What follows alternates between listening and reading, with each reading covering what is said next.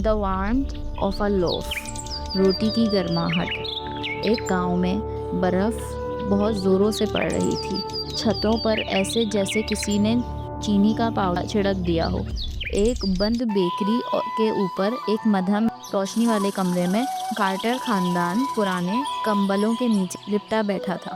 اینا کارٹر 2 بچوں کی اکیلی ماں، سردی کو باہر اور امید کو اندر رکھنے کی پوری کوشش کر رہی تھی. وہ جہاں نوکری کرتی تھی اس کی نوکری صرف ہفتہ اور اتوار تک محدود رہ گئی تھی اور بڑھتے ہوئے بلوں کے ساتھ ساتھ خالی فریج دنوں کو اور بھی بوجھل بنا دیتا تھا.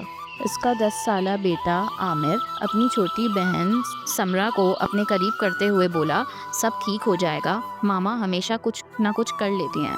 مگر اس بار اینا خود بھی نہیں جانتی تھی کہ کوئی معجزہ اتنی جلدی کیسے آئے گا. اسی شام جب اینا اپنے بچوں کو اچھے دنوں کی کہانیاں سنا کر بہلانے کی کوشش کر رہی تھی، دروازے پر ہلکی سی دستک ہوئی. وہ رک گئی کہ یہاں کوئی نہیں آتا تھا. زیادہ تر ہمسائے خود مشکلات میں تھے. اس نے آہستہ سے دروازہ کھولا اور حیران رہ گئی. دروازے پر ایک بوڑھے شخص کھڑے تھے جن کے کپڑوں پر ہلکی برف جمی ہوئی تھی. یہ تھے مسٹر ریمزی، جو نیچے کی بیکری کے مالک تھے. ان کی بیوی کے انتقال کے بعد 2 سال سے بیکری بند تھی. انہوں نے نرمی سے کہا، مجھے امید ہے میں خلل نہیں ڈال رہا. آج کچھ بیکنگ کی تھی، سوچا شاید آپ کو اس کی ضرورت ہوگی.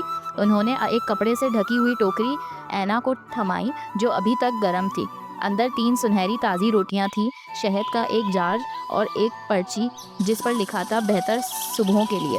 اینا کی آنکھوں میں آنسو آ گئے. یہ سب ہمارے لیے کیوں؟ مسٹر ریمزی مسکرائے.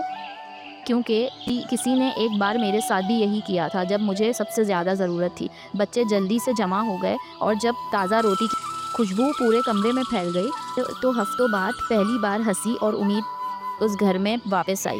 کبھی کبھار سب سے زیادہ مہربان انداز صرف ایک روٹی کے تحفے جتنے سادہ ہوتے ہیں اور ان کی گرمی دلوں میں بہت دیر تک قائم رہتی ہے.